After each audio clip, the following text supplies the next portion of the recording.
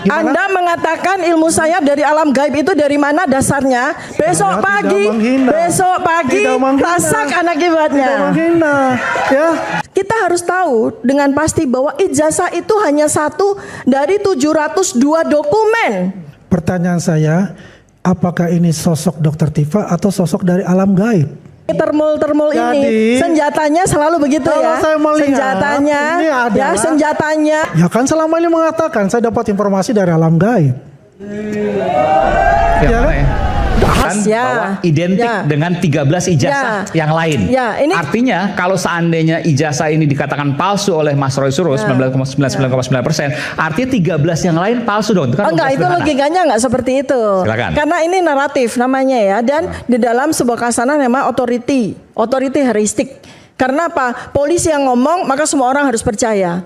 Itu tidak boleh secara metodologi, ya. Jadi pertama dari sisi metodologi namanya confirmation bias, karena diberikan oleh orang yang punya otoritas sehingga kita dipaksa untuk percaya. Padahal satu pun kita nggak lihat, ya. Ijazahnya rakyat tidak lihat, ya. Kemudian 13 objek ijazah yang dikomparasinya pun rakyat juga nggak lihat. Kita dipaksa untuk percaya kepada narasi yang diberikan oleh seorang yang memiliki atau pihak yang memiliki authority. Ini namanya authority heuristik.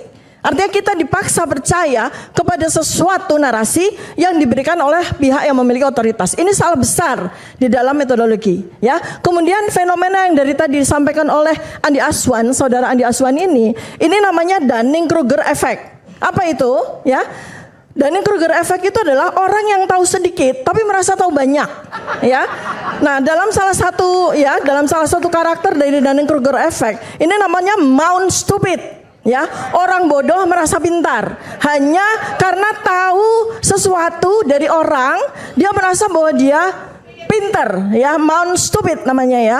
Ini contoh misalnya, saya kasih Mas Andi Aswan sebentar aja bagaimana cara menggunakan stetoskop. Ya, nanti dia akan berpikir bahwa dia akan hebat seperti dokter. Padahal seperti tadi saya sampaikan, saya tambahkan Bang Rismon, ya, untuk bisa menelaah, ya, untuk bisa menggunakan program-program, ya, digital forensik itu butuh waktu lama sekali, 20 sampai 30 tahun. Sampai seperti Bang Rismon sampai di level Oracle namanya. Ya. Saya nggak mau mengatakan bahwa saya juga Oracle, bukan. Tapi untuk bisa kita menjadi sebuah orang yang otoritatif, yang pendapatnya itu bisa digunakan untuk memutuskan segala sesuatu, ahli, pakar, itu butuh waktu lama sekali. Dan orang yang melakukan yang mengikuti pendidikan, mendapatkan pengetahuan sampai di level Oracle, itu biasanya orangnya rendah hati. Biasanya orang yang sangat rendah hati, tidak mau menunjukkan diri seperti orang itu. Seperti Andi Aswan tadi, dengan pongahnya berkali-kali tampil di rakyat bersuara seakan-akan sudah jadi ahli digital forensik, ya. Itu sangat tidak bisa dibenarkan dan ini sangat menyesatkan, ya. Nah, saya mau nyambung kepada gelar perkara khusus, boleh? Boleh. Langsung, ya, karena ini kemarin Dr. Tifa diundang juga, ya? Ya.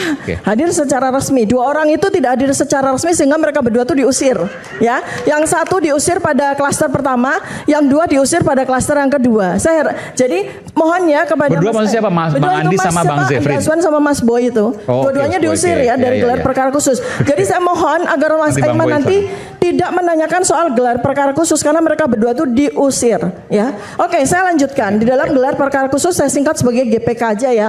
Ini adalah sebuah yang disebut sebagai ilmu behavioral intelligence. Ini adalah sesuatu yang sangat biasa dalam dunia kepolisian modern. Dan saya menyaksikan sebuah presentasi yang sangat menarik karena ilmu itu dipakai. Ilmu itu dipakai pada klaster yang pertama dan klaster yang kedua. Menarik sekali. Kenapa? Pengaturan waktu yang namanya time effect, ya. Jadi klaster pertama yang mendapatkan pasal rendah itu diberikan pada pagi hari. Pada pagi hari, sedangkan klaster kedua yaitu kami, saya, Mas Roy dan Bang Rismon itu diberikan pada waktu yang kedua. Nah, kemudian apa yang terjadi, ya? Ini menarik sekali. Saya akan perhatikan, ya, karena saya mempelajari ilmu itu, ya, epidemiologi perilaku. Jadi, jadwal pada klaster yang pertama itu seharusnya jam 10 dan selesai di jam kurang lebih 12 atau jam 1, kemudian kami jam 14. Tetapi apa yang terjadi? Kami datang tepat waktu jam 14, tapi kami menunggu 2,5 jam. Jadi klaster pertama itu dari jam 10 sampai jam 16. Padahal mereka itu bukan, katakanlah mohon maaf ya, bukan orang-orang yang akan diberikan pertanyaan-pertanyaan yang sangat teknis seperti kami. Tetapi kami dibiarkan menunggu berjam-jam, sehingga apa itu? Akan muncul kejengkelan, akan muncul kelelahan, akan muncul yang namanya cognitive overload. Ya. Nah, setelah itu kami masuk, tentu saja dengan emosi. Halo semua, selamat datang kembali di akun saya di Indoflash. Mari kita review komentar-komentar para netizen terkait video berikut ini. Semoga di antara dua kubu, siapapun yang berdosa segera kena azab. Penyakit hati akan terbawa mati, penyakit yang tiada obatnya. Amion maju terus Dokter Tifa, Anda disertai Tuhan. Ya, kadang orang udah salah juga udah kepalang basah, akhirnya kayak maling teriak maling. Parah sekali kerja hukum Konoha untuk menutupi kebohongan Pinocchio. Benar sekali apa yang sampaikan Dokter Tifa, tapi kita harus sadar itu salah satu bentuk strategi yang digunakan. Relawan itu jelas bikin gaduh, penasihat hukum, bukan wakil rakyat, bukan kok gak malu, gak punya kapasitas nyari makan dengan membela kebohongan, malu-malu dikit dong. Lebih baik diam daripada berdebat dengan orang bodoh, itu nasihat dari orang bijak. Andi Aswang gelisah dengar Dokter Tifa menguraikan kecerdasan. Kaki goyang-goyang terus sisawan. Semoga bagi para tokoh pejuang kebenaran untuk kemajuan bangsa Indonesia senantiasa dirahmati oleh Allah. Amin. Polda Metro parah melempem sekali, parah sekali. Kalau kebohongan ditambah-tambah akan semakin ruwet karena lebih sulit berbuat bohong daripada kenyataan. Tuh sudah diujuk, tetap tidak puas kan, begitu kata para termul. Pengen banget duel sama Andi Aswan. Ya Allah Robi, tunjukkanlah yang benar itu dan benar dan yang salah itu salah. Amin ya Rabbil Alamin. Semoga siapapun yang berbohong mendapatkan azab di dunia karena rakyat Indonesia dalam kasus ini dibuat terombang ambing. Dokter Tifa kalau marah nggak marah, senyumnya tetap manis. Parah sekali hukum Indonesia ini, kirain ganti rezim baru bisa membantu, ternyata 2 kali 5 koplak penguasa bobol semua. Karena kalau kalah debat memang asal ngomongnya, yang penting lawan bicaranya sakit hati. Manusia munafik penjilat selalu banyak ucapan yang di luar akal sehat, gila menutupi kebohongannya demi jabatan dan harta. Nambah ke sini kayaknya nggak ada obatnya lagi nih orang gila ini. Cerdas dan banyak membuat rakyat melek intelektual, melek media, sadar informasi. Salah satu ciri yang berilmu tinggi adalah tidak mudah terpancing emosi, tidak asal bicara, tidak mau menganggap orang lain rendah, apalagi menghina. Di tiap waktu dan tempat selalu jaga mulut dan hatinya, berkarakter, bermoral dan bersosial yang baik terhadap sesama.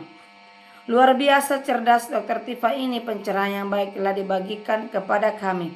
Di negeri ini orang-orang pintar benar-benar disingkirkan, yang bodoh-bodoh ditampilkan untuk mengurus negeri ini. Makanya jangan heran kalau ada pagar laut, mantri banyak korupsi, bandara ilegal, kemudian hutan rusak dan ada bencana besar banjir Sumatera, Masya Allah. Hilang wibawa laki-lakinya, ditunjuk perempuan tak punya malu. Dokter cerdas, aduh beda jauh bumi dan langit, tim ahli pasangan pemburu SAS. Orang-orang cerdas berjuang untuk kebenaran melawan penguasa hebat. Bismillah, nawaitu Pak Polisi, Pak Jaksa sebaiknya kembalikan hukum yang benar di negara. To the best Pak Jokowi. Di sini orang berpendidikan tinggi justru dihina oleh penjilat kekuasaan. 2 kata lucu bisikan goib. Otak para termul gak akan paham kajian ilmiah, mereka cuma paham yang penting gajian ini mah. Respect to Dokter Tifa dan Bang Rismon. Dokter Tifa, Dian negeriku. Tegas, berani dan jelas, mantap. Untuk Bu Tifa lanjutkan, jangan mundur demi rakyat Indonesia ke depannya. Lucu nonton alam gaib. Dokter-dokter cerdas, pasangan para penjilat sok pintar. Orang yang menurut saja sebagaimana narasinya polisi tanpa menggunakan akalnya disebut taklid buta. Mereka akan dituntut di pengadilan. Hanya di Indonesia aja yang salah dilindungi dan ada pengacaranya. Gimana cara yang salah jadi benar? Mereka bertengkar, kami tertawa seperti nonton lawak. Full provocation. Dokter Tifa memang cerdas, lugas, mudah dipahami, auranya menunjukkan kebenaran. dan memang bicaranya berdasarkan fakta nyata, tidak omong-omong, dan ini sangat mengedukatif generasi bangsa. Ampun oknum-oknum penyidik polisi jahat, orang kuat di belakangnya, supaya tangan Tuhan Allah yang menghukum mereka saja, amin. Pinter banget ibu ini, Masya Allah. Pokoknya yang pembohong tolong dikasih hukuman mati karena sangat memecah belah masyarakat. Dr. Tifa hebat sekali, ilmunya tinggi dan gaya bicara bahasanya kelas dunia. Penegak hukum tidak adil, tidak jujur, rakyat tidak akan diam. Mari kita rakyat berakal sehat, rakyat yang waras, mari bersatu melawan kebohongan, ketidakadilan di negeri ini. Orang pintar akan kalah dengan orang bodoh dan banyak relasi ditermul. Kan dari dulu mintanya tunjukkan ijazahnya selesai. Nah ini sudah ditunjukkan ijazahnya, ada lagi lain permintaannya. Di kampung banyak yang gemes sama Andi Eswan. Lihat pembicaraannya aja, siapa sudah tahu pelontang lamun ayah di daerah. Sudah tamat riwayat kepelontongannya. Si tipu mau bilang kalau polisi mendramakan tifu-tifu. Orang kalau udah sakit hati dan benci masih nggak percaya ngeyel. Bodoh kok dipelihara. Luar biasa kejeniusan Dr. Tifa, dari cara berbicaranya berilmu banget. Dengan host namanya Aiman di acara Proyek CS bersuara. Ya Allah, ini tokoh-tokoh Indonesia terbaik dan cerdas. Parahnya kinerja penegak hukum, susah ngomong dengan orang yang punya penyakit hati. Betul-betul Mas Andi Aswano, alam goib.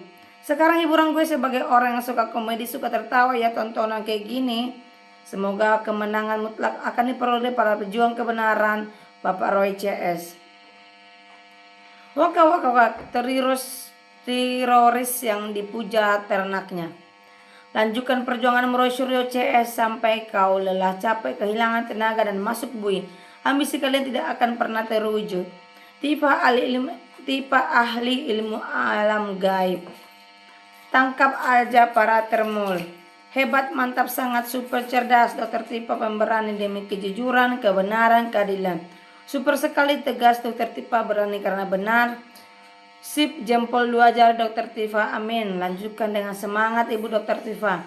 Thanks buat Roy Suryo, Rismon Sanipar, Tifa yang telah membongkar kasus ijazah Jokowi. Maju terus Mbak, tunjukkan kebenaran rakyat menanti. Tunjukkan aja jasanya di PT TUN dan saksikan para ahli.